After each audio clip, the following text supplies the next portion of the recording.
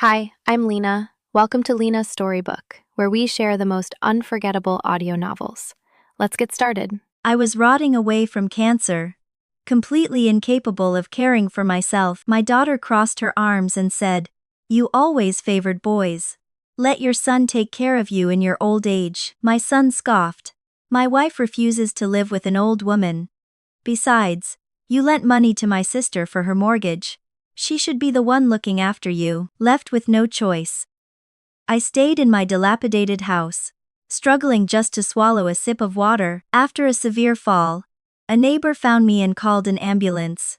Forced by social expectation, my two children finally came to the hospital, waking up from a feverish haze. I heard them whispering outside my door, "Mom's cancer is terminal. Why is she fighting so hard to stay alive? It's just endless suffering and draining our bank accounts. She's dragging us down." I know, right? It's selfish. Why can't these terminally ill old people just understand that their time is up? Why do they have to make it so hard for their kids? A single tear slipped down my cheek. I refused all food and medication, and starved to death. And then, I was reborn. Before I woke up in this new life, I had a very long, vivid dream. In the dream, I was transported back to a specific memory from my childhood. Our neighbor, Mrs. Higgins, owned two golden retrievers. They were constantly snarling, fighting over scraps, and tearing up her living room. Mrs. Higgins was miserable. She would stop anyone who would listen and complain. "These two dogs have the absolute worst temperament. I don't know what I did to deserve them." I was just a little girl then. I looked at the golden fur and big eyes and said, "But the doggies are so cute." An elderly man sitting on the porch nearby chuckled and looked down at me. "Do you know why she can't raise those dogs properly, little one?" I shook my head. "Why?" The old man sighed, pointing at the tiny fenced yard. "Because her house is far too small. Every dog needs a certain amount of territory to feel safe. When the space is cramped, two dogs will inevitably fight for dominance." I nodded, half understanding. "Oh," the old man continued, his voice lowering with gravity. "Moreover, her income is meager. She pinches pennies when buying dog food, always getting the cheapest brand and never giving them enough. Over time, the moment those dogs see something good, their survival instinct kicks in. They fight for it. She works long shifts at the diner, and has no time to walk them or play with them. The dogs are cooped up in that tiny house all day. Of course they're going out of their minds. She's overwhelmed and constantly in a terrible mood, and dogs absorb that anxiety." He shook his head in pity. "Everyone in the neighborhood blames the dogs, calling them vicious. But the root of the problem is the owner. With her limited resources, space, and emotional bandwidth, she only had enough to care for one dog. But she stubbornly insisted on having two. In the end, both the human and the dogs are utterly miserable." In the dream, my younger self ran over to Mrs. Higgins, repeating the old man's words. I looked up at her and asked, "Mrs. Higgins, why don't you just give one of them to me?" Mrs. Higgins fell silent for a long time. Her eyes welled with tears as she looked at the panting dogs. "But they are both my babies. I couldn't bear to part with either of them." I stood there, stunned by her answer, and then, my eyes snapped open. I was standing in the middle of our cramped living room. Sitting on the sagging sofa was my husband, Thomas, a man who had died years ago in my previous life. Outside the window, the night was pitch black, illuminated only by the flickering amber of the streetlights. After a long suffocating silence, Thomas looked up, his eyes red-rimmed. "Evelyn, do we really have to get a divorce?" I was still completely submerged in the agonizing phantom pain of my children wishing for my death. I didn't even look at him. I had exhausted every ounce of my energy, sacrificed my youth, and drained my soul to raise those two children. And yet, neither was willing to care for me when I needed them most. They actually said, "Terminally ill old people should just obediently go and die." Thinking of the decades of relentless hardship, the sleepless nights, the unpaid bills, and the sheer desolation of my final days, a torrent of tears burst from my eyes. Seeing me sob so violently, Thomas panicked. He threw himself to his knees on the cheap laminate flooring, wrapping his arms tightly around my legs. Evelyn, please. Let's not get a divorce, please. I was wrong. I swear to God, I will never go near those escorts again. It was a moment of weakness, looking down at his pathetic, tear-stained face. A volcanic rage erupted inside me. I raised my hand and slapped him as hard as I could across the cheek. It is all your fault. Everything is your fault. Thomas recoiled but didn't dare fight back. He scrambled to apologize. Yes, you're right. It is all my fault. Staring at Thomas, I hated him to my very core.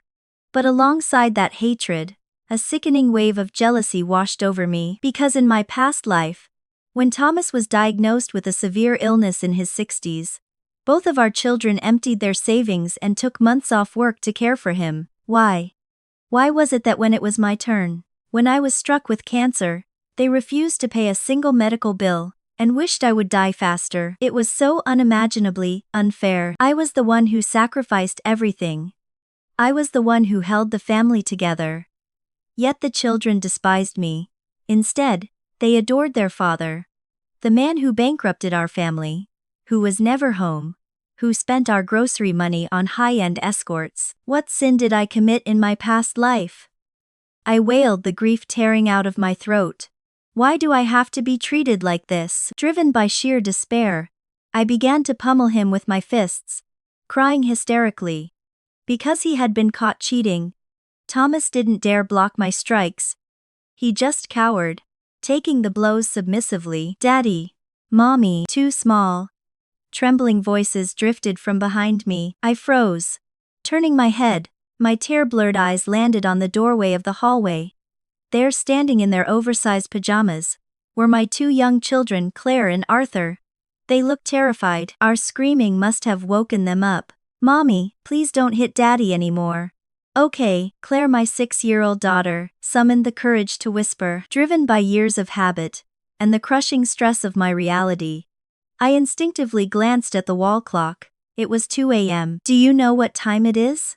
I roared at them. Why aren't you in bed? Do you not have school tomorrow? The children flinched as if struck. They turned and sprinted back to their cramped bedroom, shutting the door tightly. I collapsed onto the floor, resuming my bitter weeping. But gradually, as the cold night air chilled my skin, a strange realization began to settle over me. Why did this exact scene feel so incredibly familiar? After a restless night on the couch, the fog in my brain finally cleared. I realized the impossible truth. I had been reborn. I had returned to the exact day, years ago, when I demanded a divorce from Thomas for the third time. Thomas and I were both fundamentally flawed people who lacked self-awareness. Though neither of us realized it at the time. When we first got married, Thomas was a promising young executive. He earned a lucrative salary, came from a wealthy family, and carried himself with charm.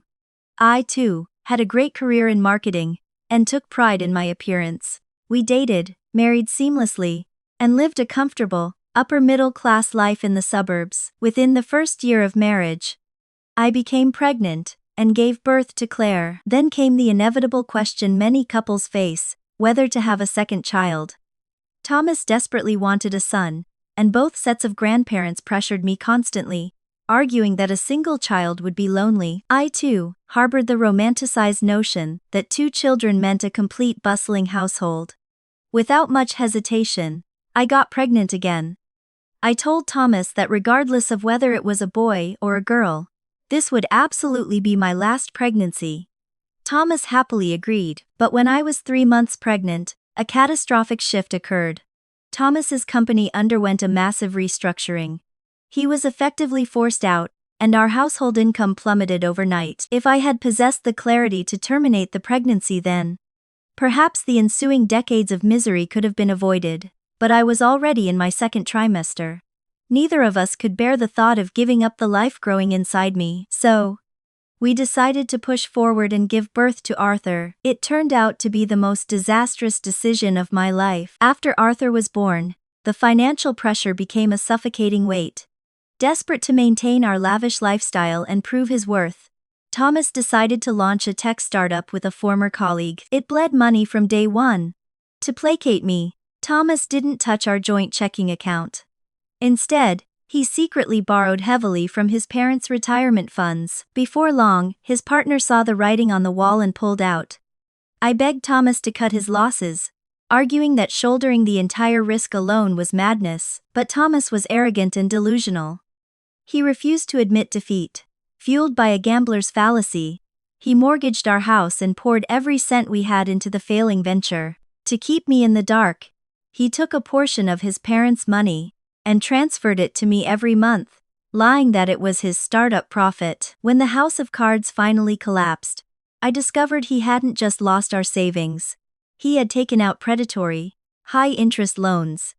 The compounding interest alone was a staggering, insurmountable figure. He only confessed his crimes when the debt collectors started calling the house. In that moment, my sky fell. With no other options, my parents-in-law had to sell their beautiful estate and empty their remaining pensions to cover his black hole of debt. The shock and stress were too much for Thomas's father, who had a weak heart.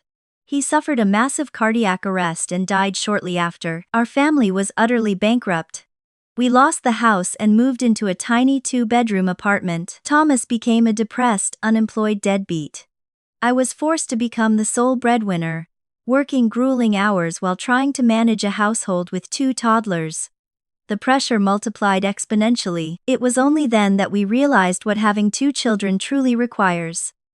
It requires an ironclad financial foundation, supreme emotional regulation, and an abundance of time and patience. With our finances in ruins, Thomas and I fought constantly. Over those miserable years, we nearly divorced twice over petty, explosive arguments. Eventually, Thomas found a job in corporate sales.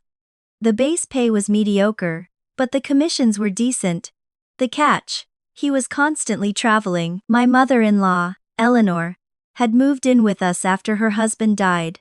She was old, suffering from hypertension and diabetes, and could only manage light cooking. Everything else, the bills, the cleaning, the emotional labor, the exhausting daily logistics of ferrying 2 kids to school and daycare, fell entirely on my shoulders. I was failing at my job, failing as a mother, and my mental health was completely shattered. After 2 years of this suffocating grind, I discovered a charge on Thomas's credit card. He had been visiting high-end escorts on his business trips. This led to my 3rd demand for a divorce. This exact moment, Thomas had begged on his knees, crying that he was just entertaining clients, and that the alcohol made him slip up. In my previous life, I didn't go through with the divorce, not because I forgave him, but because of the children. I finally understood the cruel joke people made online. The most stable marriages are the ones with multiple children. If I only had Claire, I could have packed her up and left, but I had 2. If I divorced, my modest salary couldn't possibly cover daycare and rent for 2 kids. I couldn't afford them. If I only took one, how could I ever choose between my daughter and my son? And if I left them both with their unreliable, absent father, I would live in constant anxiety, paralyzed by guilt and fear. I chose to swallow my pride and stay. At least Thomas brought in a paycheck. I endured a lifetime of humiliation, rage and exhaustion, only to raise 2 ungrateful cold-blooded monsters, who wished for my death. But now, I was reborn. This time, I will divorce him without a second thought, and I won't take a single child. The next morning, I walked out of my bedroom. The air was heavy and stale. Thomas, who had slept on the couch, was already gone. He always did this. Over the decades, he was perpetually on a business trip, leaving before dawn.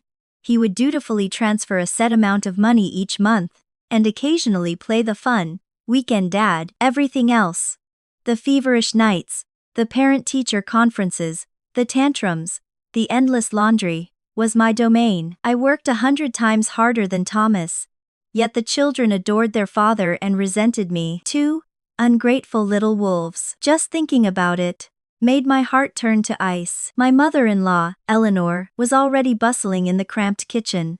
"Evelyn, breakfast is ready," she called out nervously. Claire and Arthur were sitting at the small dining table. Seeing me, they shrank back slightly and murmured, "Morning, Mommy." Looking at their innocent faces, all I felt was a profound, exhausting anger. I pulled out a chair and sat down. My face set in stone, not saying a word. There was only one blueberry pancake left on the serving plate. Arthur reached out his fork first. But Claire, being older and faster, snatched it onto her plate. Arthur immediately erupted. "My pancake. That is my pancake." Claire glared at him. "You already had two. I only had one. This one is mine." "But you ate the last yogurt." "I didn't get any yogurt." Arthur wailed, tears welling in his eyes. The two children began shrieking over a single piece of batter. My ears rang with the sharp, piercing pitch of their voices. It was 7:30 in the morning, and the sensory overload was already agonizing. I furrowed my brow and told them to stop, but they completely ignored me, too caught up in their squabble. I glanced at the clock. If we didn't leave in 10 minutes, I would be late for work, and they would be late for school. Instantly, the familiar boiling rage spiked in my chest. I was already disgusted by them. I slammed my fork down against the wooden table with a loud crack. "Shut up, both of you. It is just a damn pancake. Your sister is eating it. Get over it." Arthur felt deeply wronged. Tears streamed down his chubby cheeks as he sobbed. But it was supposed to be mine. Eleanor, who couldn't bear to see her grandson cry, immediately scolded Claire. "You're the older sister. Claire, why are you fighting with your brother over food? You had the yogurt. Let him have the pancake." Now Claire started crying too. "But last night he ate the last banana. There were 4 pancakes today. He got 2. I should get 2. The crying escalated into a chaotic symphony of misery. I slammed my hand on the table again, my voice a terrifying roar. "There were 4 pancakes. I didn't eat one, and your grandmother didn't eat one. Are you two not ashamed of yourselves? Acting like starving animals.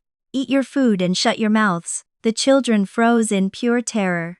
Under the threat of my explosive violence, they choked back their sobs and hurriedly stuffed food into their mouths, though their faces were contorted with resentment and suppressed tears. Watching this grim scene, I felt a bone-deep weariness. They were always fighting.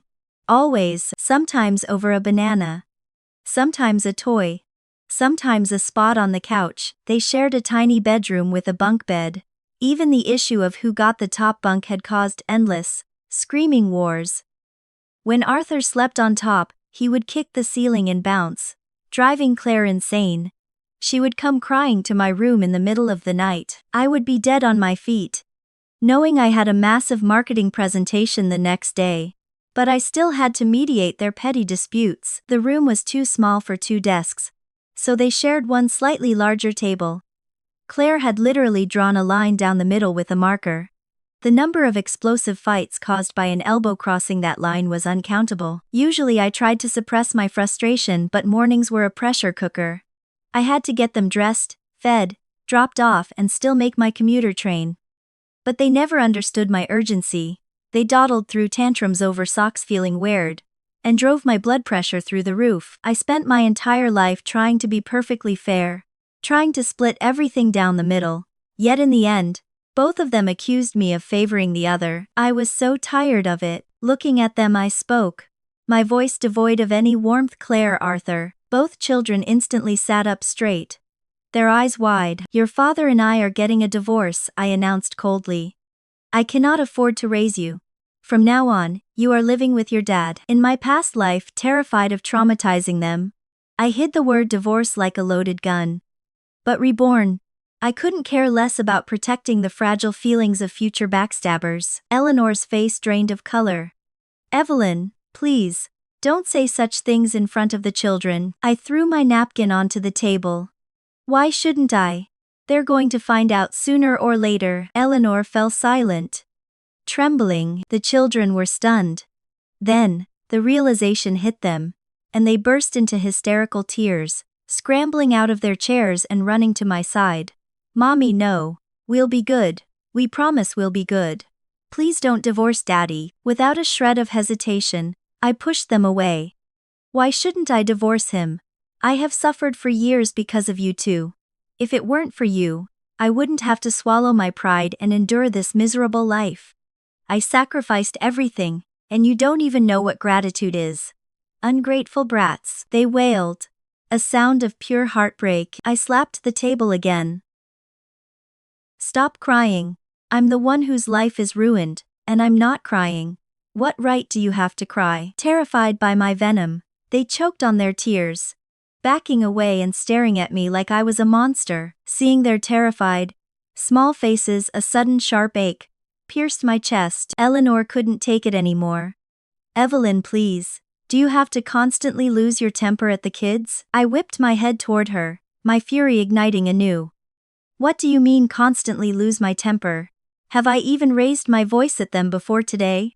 Tell me. Eleanor opened her mouth to argue, then looked away, sighing heavily. After forcing down their breakfast, the kids hurriedly put on their coats and grabbed their backpacks, waiting for me to walk them to school. While they were out of earshot, Eleanor asked quietly, Evelyn, things were fine. Why bring up divorce out of nowhere? I sneered. You know exactly what your son did. Thomas will change.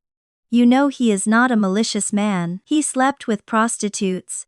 Eleanor looked down, wringing her hands. Evelyn, the clients pressured him. He had too much to drink and made a mistake.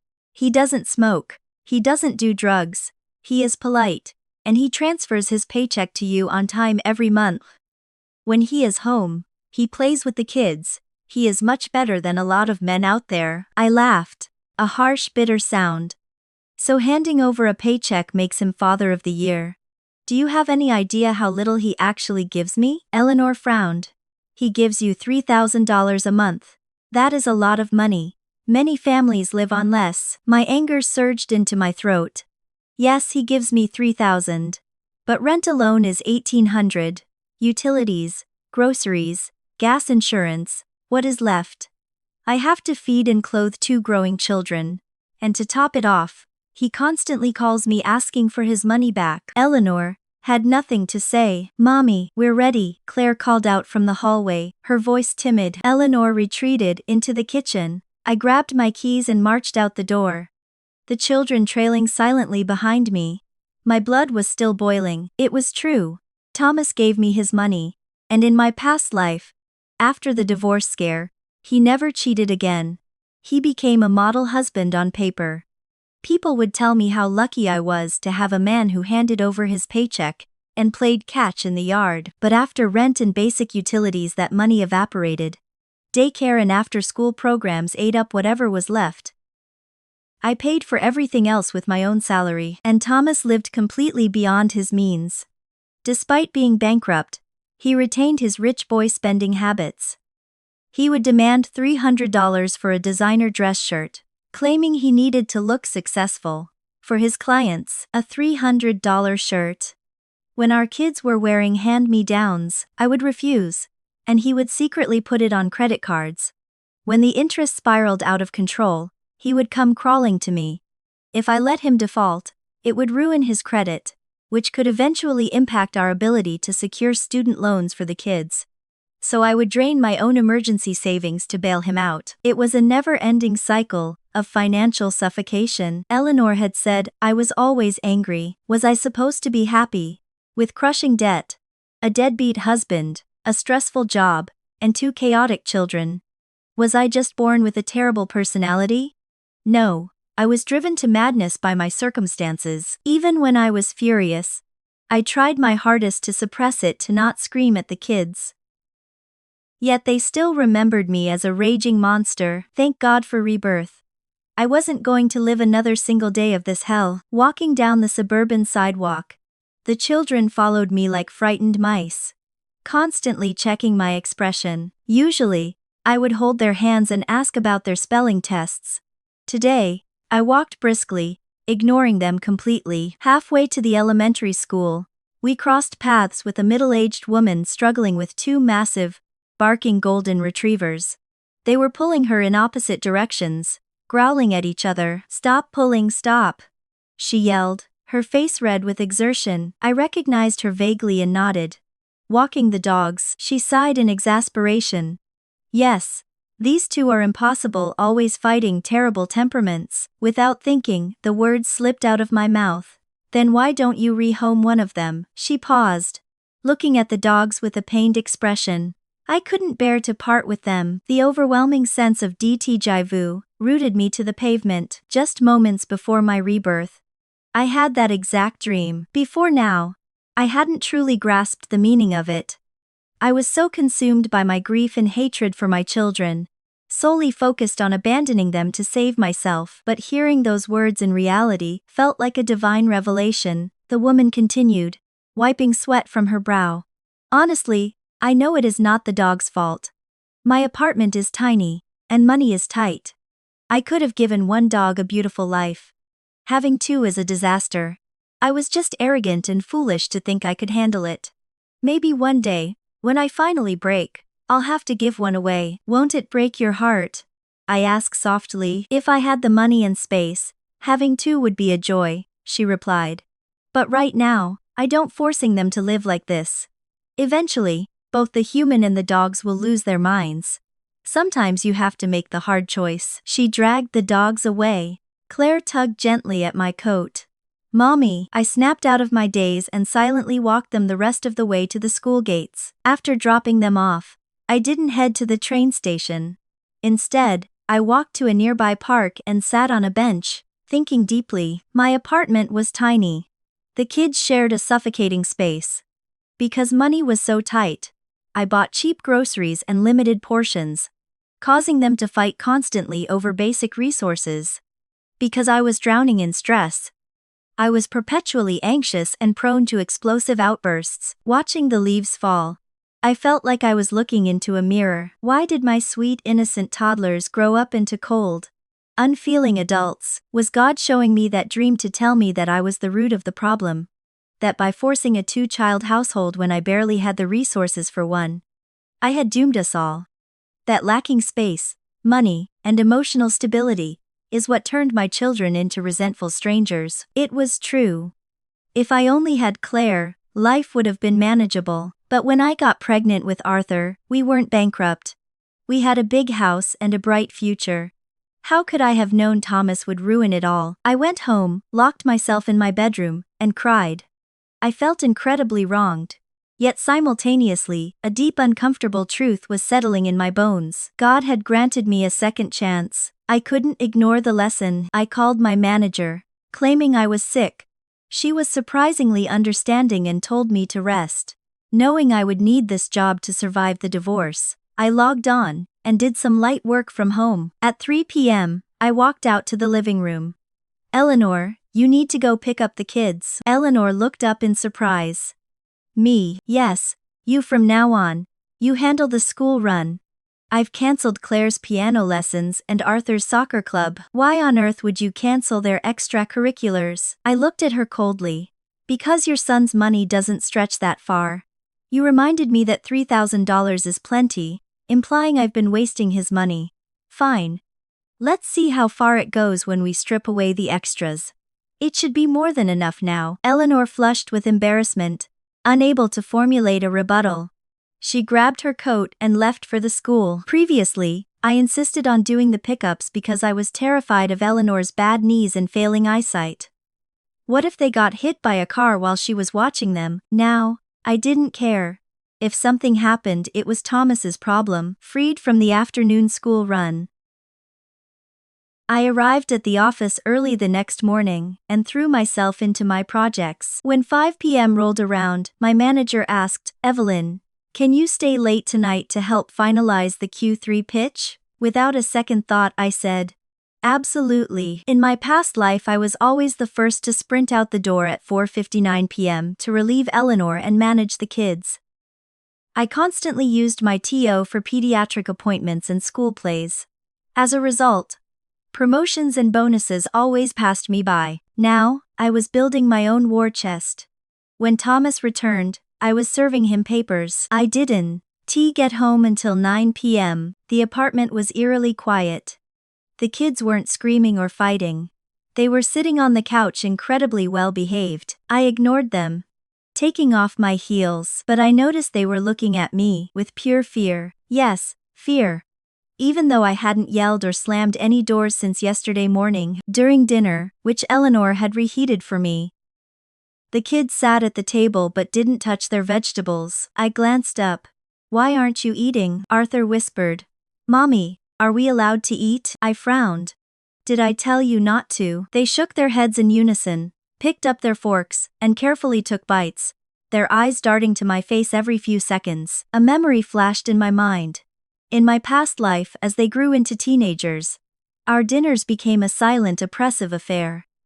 I would try to ask them about their day, and they would give one-word answers, desperate to escape the table. I felt hurt and angry, wondering why they shut me out. Now, seeing them walk on eggshells, I realized what it was. I sighed internally. Whatever, let them be scared. From that day on, I completely disengaged. I didn't pick them up. I didn't check their homework. Seriously, why did first graders have 3 pages of math homework? I muted the chaotic school parent WhatsApp group and added Eleanor to it. When I cooked, I only made foods I liked: spicy curries, roasted eggplant, ignoring their preference for chicken nuggets. One evening, Arthur threw a tantrum because there was no ketchup. He crossed his arms. I'm not eating this. I looked at him calmly. Are you sure? Yes, okay. Suit yourself. I took his plate, walked to the trash can, and scraped the entire meal into the garbage. Arthur's jaw dropped in sheer shock. Mommy, you said you weren't eating, I replied casually. He started crying in the living room. I didn't yell. I just put in my AirPods, turned up my true crime podcast, and leisurely washed the dishes. Surprisingly, doing chores while listening to something you enjoy is incredibly relaxing. Over the next 2 weeks, my complete detachment worked wonders for my mental health. I didn't nag them to wake up, do their homework, or brush their teeth. My stress levels plummeted. At first, the kids were terrified. But seeing that I truly wasn't going to explode, they slowly gravitated back to me. I would be reading a book, and they would start playing loudly nearby. One day, they were throwing a tennis ball indoors, and it smashed hard into the flat-screen TV. They froze in terror, waiting for the apocalypse. That TV cost a fortune when we first bought it. The old me would have screamed until my throat bled. The new me barely glanced up from my novel. Since I didn't view this apartment as my home anymore, I didn't care if it burned down. Seeing I wasn't reacting, they slowly relaxed and resumed playing. Later that evening, Claire, who was a bit more mature, came over and wrapped her arms around my neck. Mommy, I love you. I stiffened. She hadn't said those words to me in decades. In my past life after she turned 8, she never willingly hugged me again. Why are you being so sweet all of a sudden? I asked dryly. Because you're so nice now. She beamed. I scoffed. I completely ignore you, and that makes me nice. Claire nodded vigorously. Yes. Arthur ran over and chimed in. Yes, we like you like this. I laughed bitterly in my head. Kids are so naive. When a parent completely stops caring, the real suffering is just around the corner. Wait until your father takes over. As long as mommy isn't mad, we love it, Claire added innocently. I took a deep breath. Is that so? Was I always mad before? Claire nodded. Yay. You always looked like this. She pulled her face into a deeply exaggerated, ferocious scowl. Her brows knitted tightly together. Arthur mimicked her, puffing out his cheeks and glaring. And like this, watching 26-year-olds mimic my rage was almost comical. I chuckled, but the sound died in my throat. A sickening realization dawned on me. I always thought that as long as I wasn't actively screaming, the kids didn't know I was upset. But my face, my posture, the tension radiating off my body, it had been a constant oppressive cloud in their lives. So, you were afraid of me? I asked quietly. The 2 children exchanged a nervous glance, then nodded slowly. Arthur whispered, Mommy and Daddy fight all the time. Mommy hits Daddy. It is really scary. I immediately defended myself. Daddy did very bad things. And we only fought after you went to sleep. We didn't want to scare you. Claire shook her head. But we could always hear you. We heard you screaming at Daddy so many times. I was silenced. It was true. Whenever I fought with Thomas, my voice was the loudest. But that was because Thomas was the one who ruined our lives. So in your eyes, Mommy is the villain who bullies Daddy. They both nodded. My heart physically ached. I wanted to laugh, but the tears came first. No wonder in my past life, They loved their father and paid his medical bills. To them, Dad was the guy who brought home a paycheck, played with them, bought them toys and never yelled. Such a wonderful father. Constantly victimized by his raging, hysterical wife. A mother who always looked miserable, who policed their every move, who was never satisfied. I furiously wiped my tears away, my voice rising defensively. Do you even know why I hit your father? They shrank back, the familiar fear returning to their eyes. I couldn't stop the verbal diarrhea. Because your father slept with prostitutes. He cheated on me. Their eyes widened in confusion. Mommy is always angry because your father took every single penny we owned and blew it. I practically screamed. The dam of years of repressed martyrdom bursting open. We have no money. He ruined our lives. He constantly demands money for expensive clothes and luxury dinners. And leaves us with nothing. That is why we fight. In my previous life, I adhered strictly to the parenting manuals. Never speak ill of your spouse in front of the children. It destroys their sense of security. Never tell children about financial burdens. It creates deep-seated anxiety. I spent my life shielding their innocence, swallowing glass to protect their childhoods. And how did they repay me? By letting me starve to death. Your father betrayed me. He deserved every hit. I sobbed, pointing at the dent in the wall. When you break the TV, it costs hundreds of dollars to fix. Where is that money supposed to come from? Do you think food magically appears on the table? You blame me. You ungrateful little wolves. Have you ever thought about what I sacrificed for you? I ranted and raved, pouring decades of toxic resentment onto the heads of two terrified 6-year-olds. They just stared at me, trembling. Suddenly, I stopped. Their blank, horrified expressions reminded me of my past life. When they were in their 20s, I finally felt they were old enough to handle the truth. I began trauma dumping on them, detailing every sacrifice, every betrayal Thomas committed, hoping they would finally validate my pain. Instead, they rolled their eyes. They sighed. We get it, Mom. Can you please stop talking about it? You've said it a million times. When I heard that, my heart shattered. The greatest tragedy of a martyred mother is that she constantly repeats the story of her suffering, begging for her children's understanding, but children are inherently selfish. They don't understand adult pain, and even if they do, they don't want to be burdened by it. Just like right now.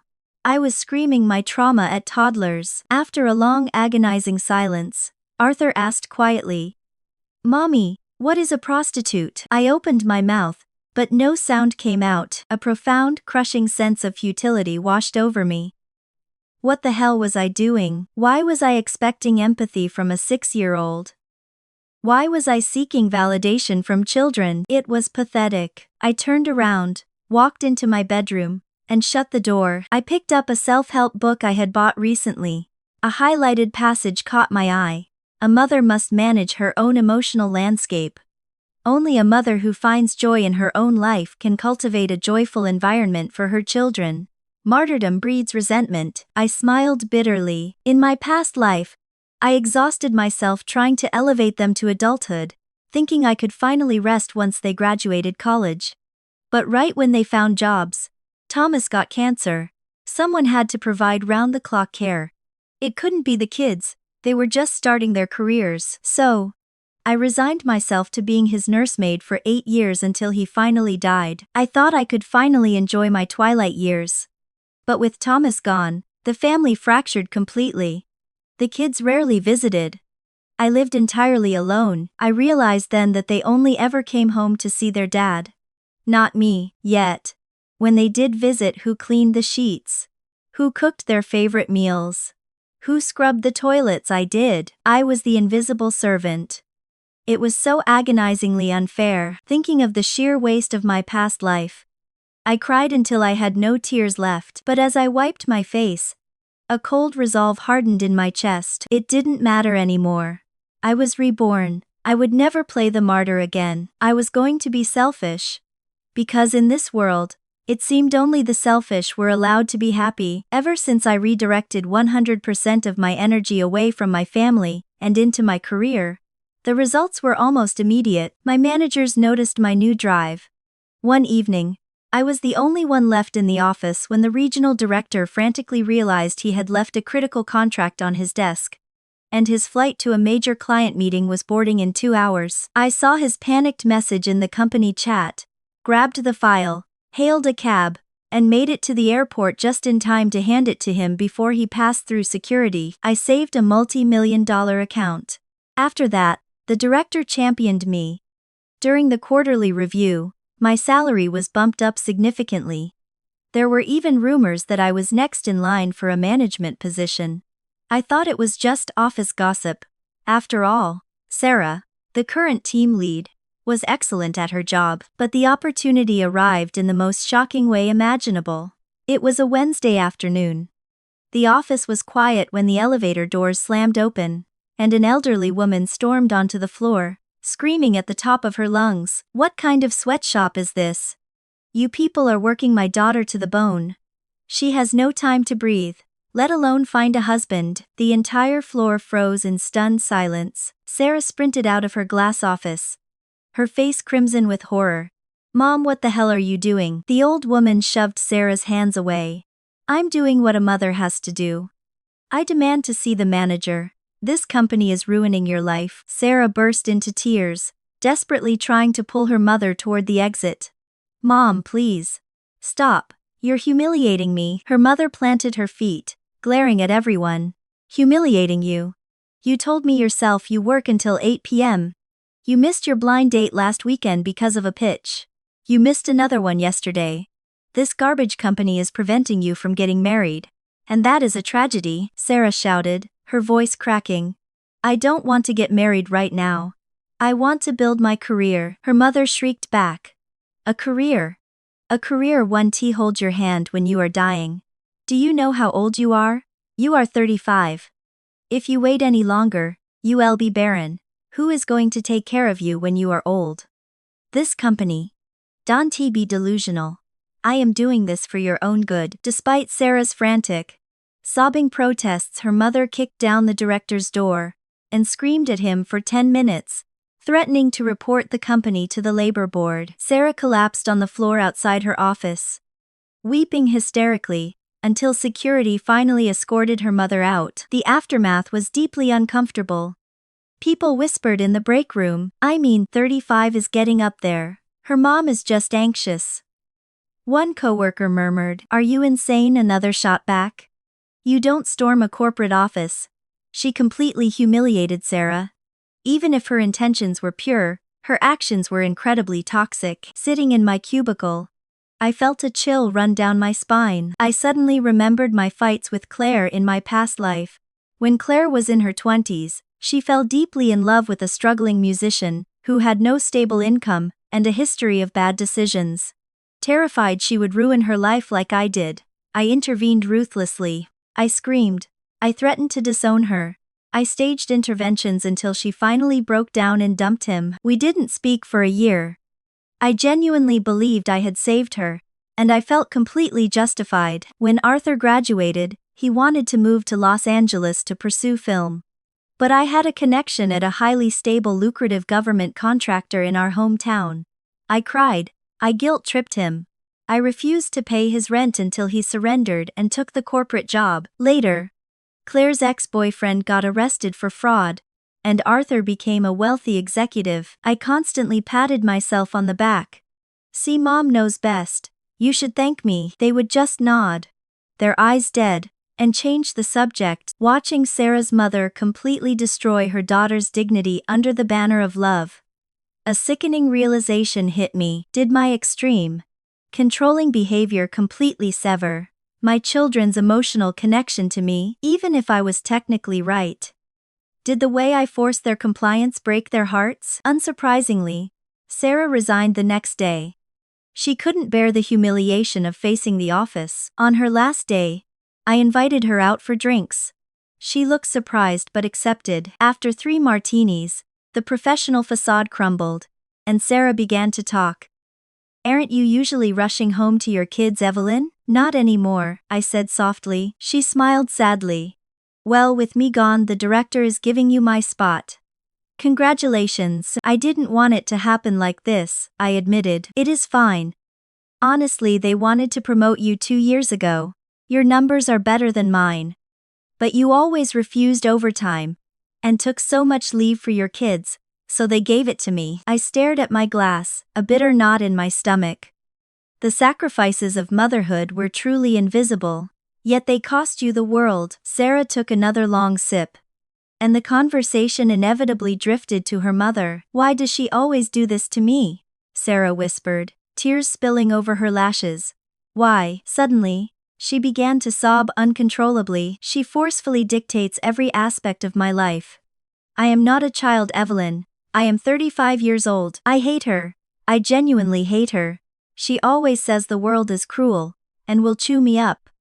But the only person who routinely bullies me, humiliates me, and drives me to tears is her. I'm moving to Seattle. I'm changing my number, and I'm never coming back. She poured out her life story. Her father had been a deadbeat who abandoned them. Her mother raised her single-handedly, working 3 jobs.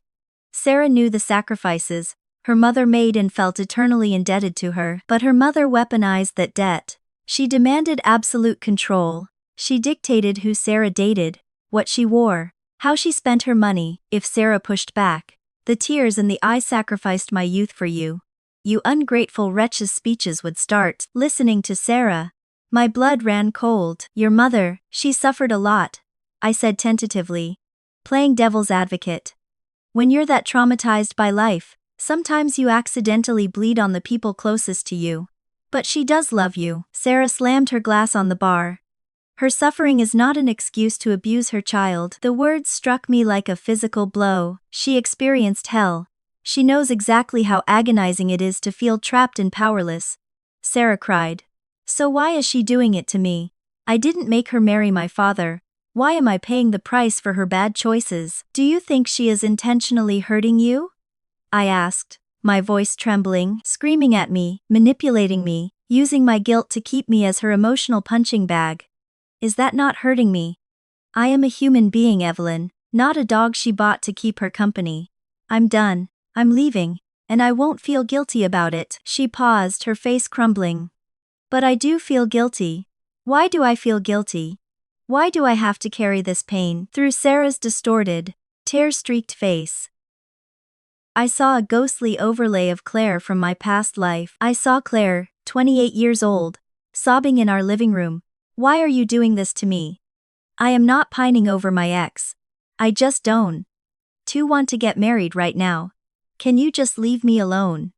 What is the crime in being single at 30? I saw Arthur rubbing his temples, exhausted. Mom, please.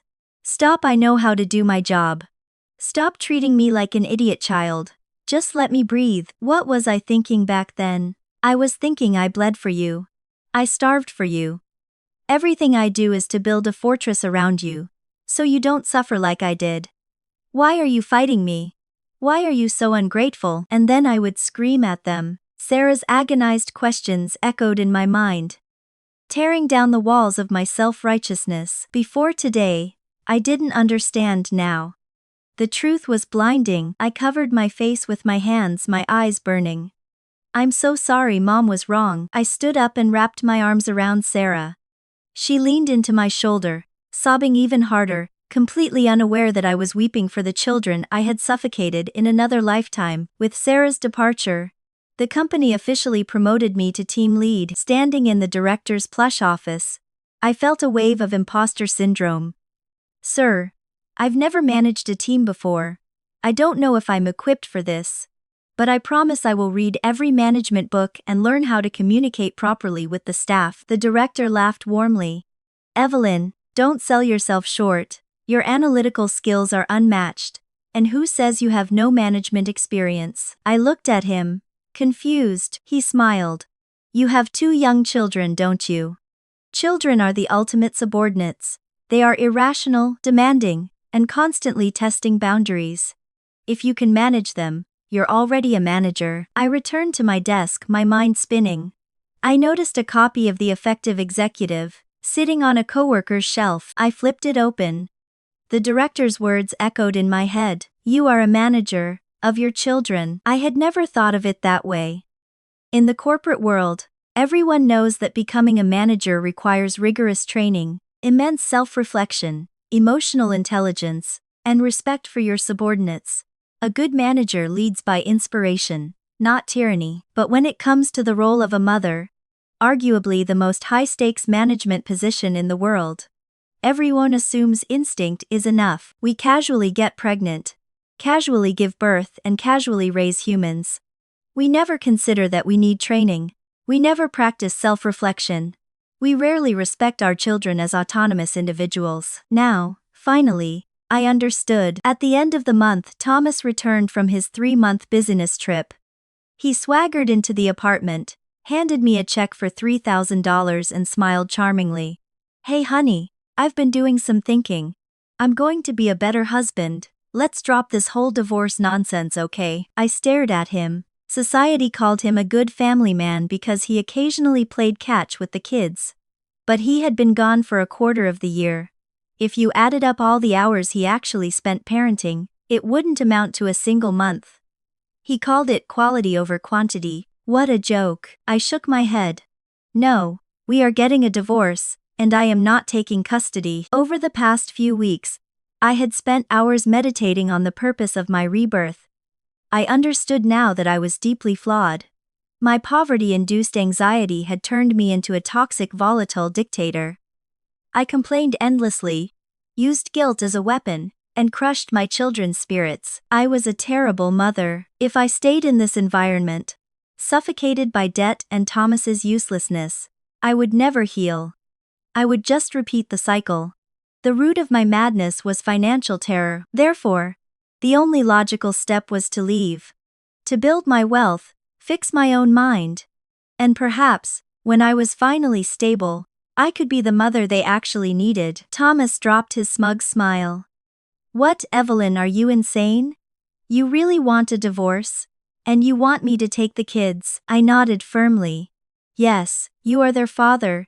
If I can raise them, why can't you?" "I have a demanding job," he sputtered. "So do I. I make more money than you." A lie now that I was promoted. But he didn't know that. If making less money means you have to stay home, then maybe I should quit my job entirely, so you can fund my life. I countered coldly. We erupted into a massive fight. He vehemently refused to divorce. The thought of actually having to cook, clean, and raise the children terrified him. "Let's just take some time to cool off." He finally panicked, grabbing his suitcase. The very next morning he fabricated another client emergency and fled the state. Coward. Neither of us wanted to be the sacrificial lamb on the altar of parenting, but unlike my past life, I didn't hesitate. I used the last bit of my savings to hire a live-in nanny to help Eleanor, packed 3 large suitcases, and walked toward the front door. "Mommy, where are you going?" Claire asked, her eyes wide and anxious. She was old enough to read the tension in the air. "Mommy has to go on a long business trip." I lied smoothly. Arthur looked like he was about to cry.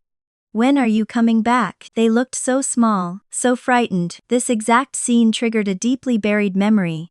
In my past life, I had once snooped and read Claire's teenage diary. She wrote that I was a monster who only knew how to scream, and she wished I would just leave and never come back. It broke my heart then.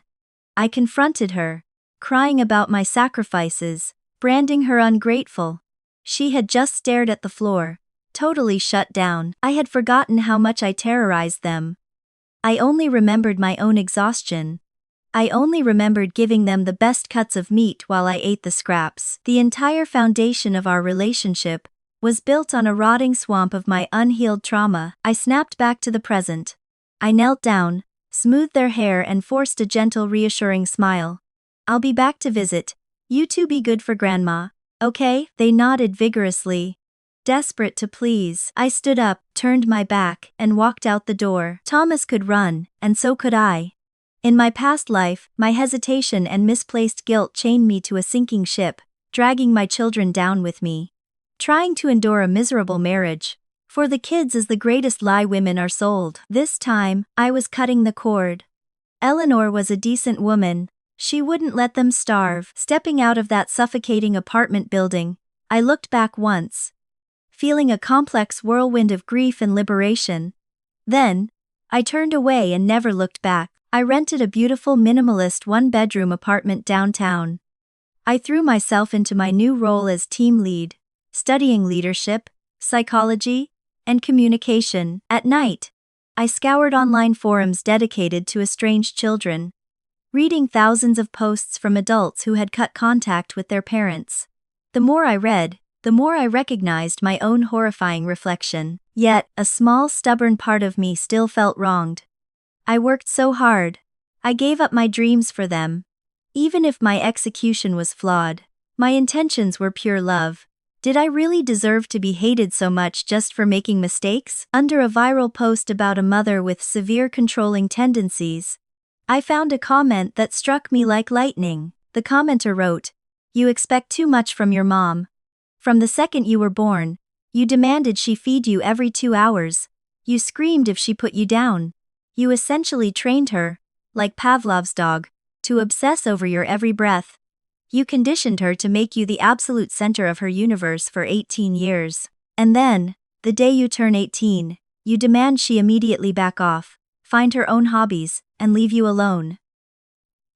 Do you really think a human brain can just flip a switch like that?" The original poster replied, "There is no sudden switch. When a woman is pregnant, mother and child are one body. But the exact moment of birth is the beginning of separation. Growing up is a decades-long process of pulling away, going to daycare, making friends, locking their bedroom door.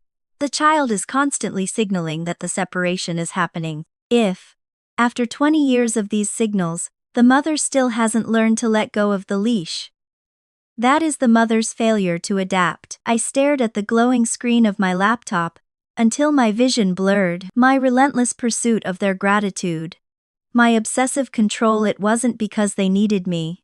It was because I needed them to validate my existence. The only healthy way to be a mother is to build a life that makes you genuinely happy, independent of your children. Because a child's natural trajectory is to walk away. When a mother finds joy in her own passions, she naturally drops the leash. She gives her child the gift of freedom. I finally understood what that parenting book meant. For the next 6 months, I performed flawlessly at work.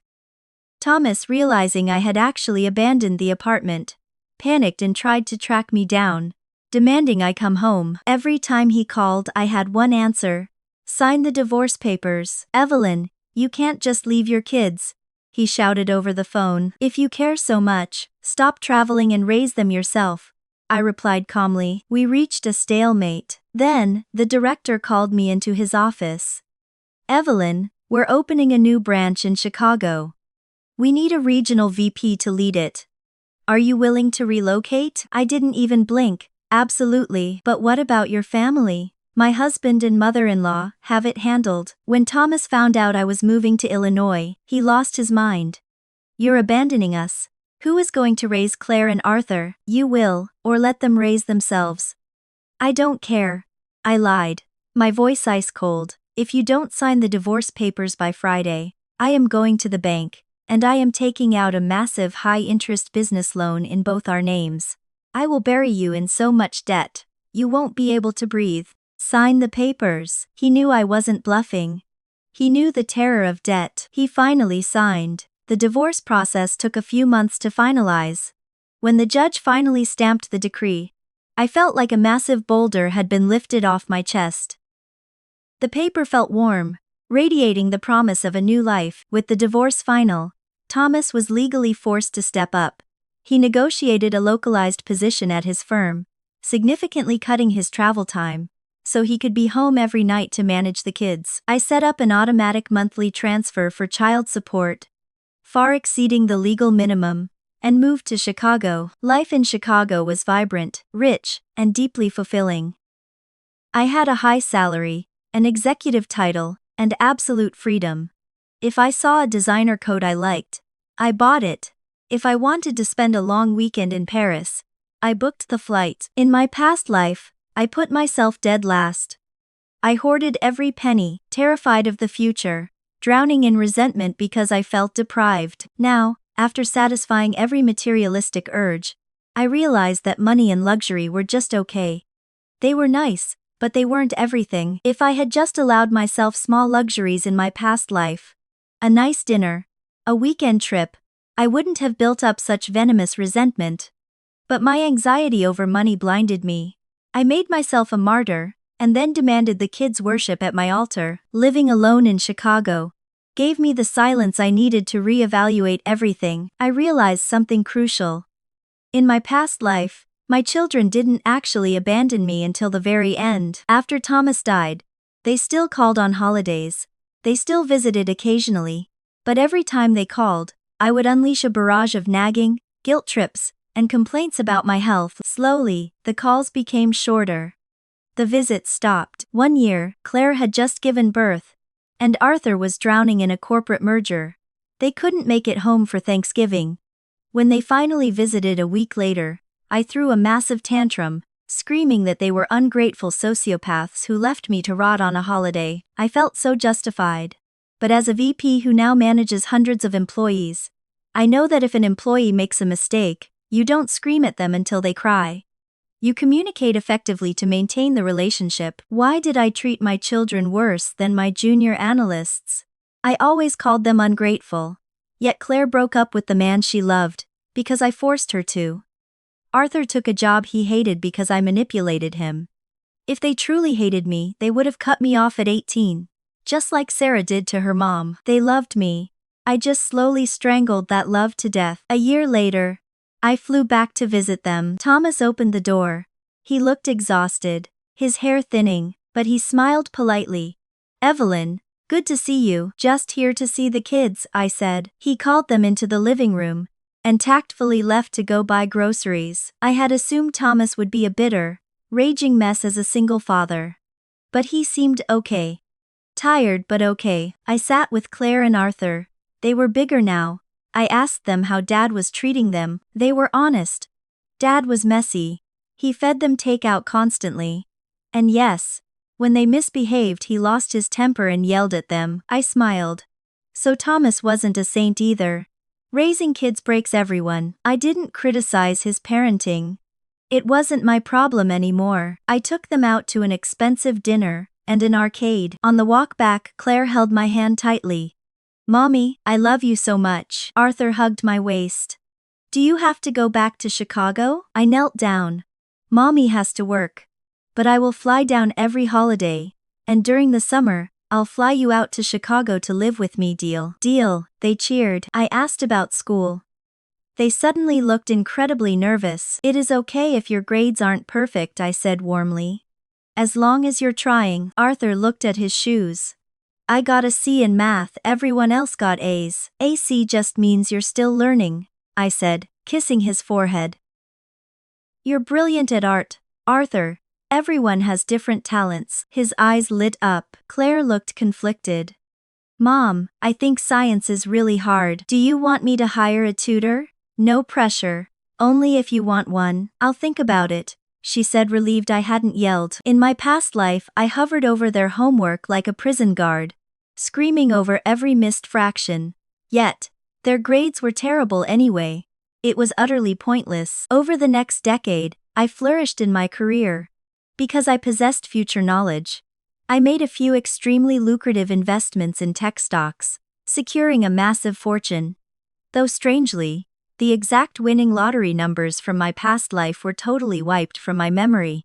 As if God was putting a limit on my cheating. I flew the kids to Chicago constantly.